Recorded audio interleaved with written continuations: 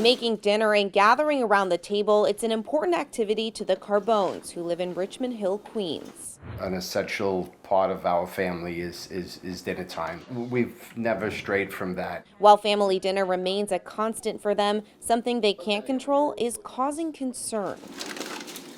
It's definitely noticeable how prices are higher. The Carbones' grocery bill is skyrocketing. It began when COVID started spreading in New York. It's stabilized a little bit, but it's still higher than before compared to last year. Jenny says a year ago, their average bill for one delivery would be just under $200.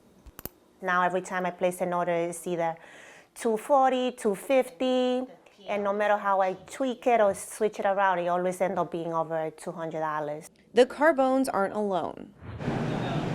With current prices, half a gallon of milk is about $4, a dozen eggs are about $3, and a package of bacon is about $8. That's $15 for just 3 breakfast items. Someone making minimum wage in New York would have to work an hour to cover the cost of just one meal.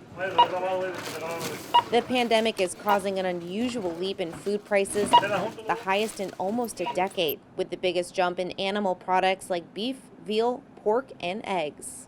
Several factors play into the rise. I think the food sector has been profoundly disrupted, and it's been disrupted on every front. Nick Freudenberg of CUNY's Urban Food Policy Institute says it comes down to supply and demand. Because they didn't follow safety precautions in some of those big meat packing plants, a lot of their workers got sick, and so they had to slow down.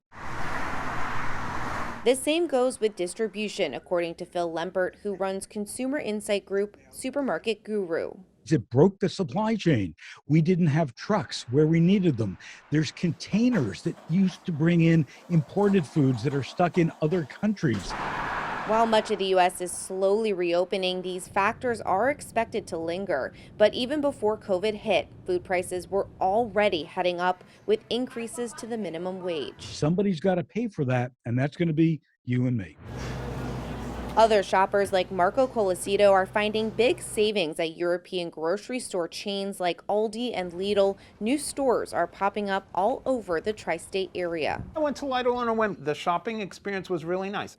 We decided to check it out too. We stopped by a Lidl in New Jersey and found significantly lower prices for store brands and brand names. A dozen eggs are $1.52, half a gallon of milk is $2.22, and bacon is $3.99 for a total of $7.73. That's almost a 50% difference from average prices.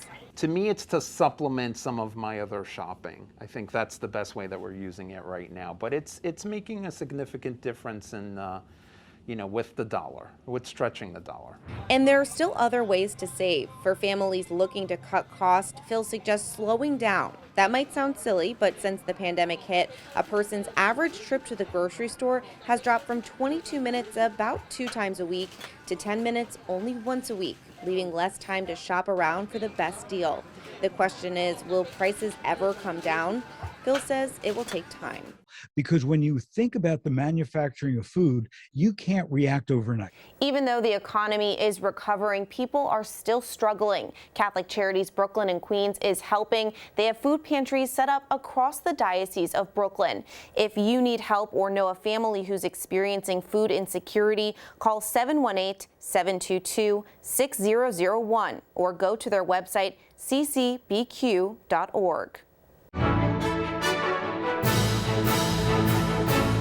If you're watching Currents News on YouTube, be sure to hit the subscribe button and click on the bell to get updates to all of our newest content, because we are putting your faith in the news.